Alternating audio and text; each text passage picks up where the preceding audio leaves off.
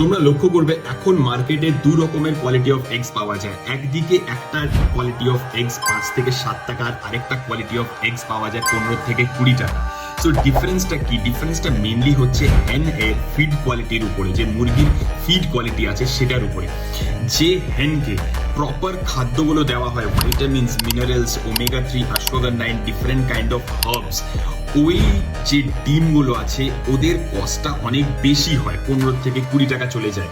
আর যেখানে যে হেনগুলোকে অনেক different kind of growth hormone, anabolic steroids আর কেমিক্যালস দেওয়া হয় যাতে ওদের এগসের প্রোডাকশন অনেক বেশি ইনক্রিজ হয়ে যায়, সেখানে এগসের দামগুলো 5 থেকে 7 টাকা বা তারও কম হয়। তো এখানে টোটালি ডিপেন্ড করে ওদের ফিড কোয়ালিটির উপরে।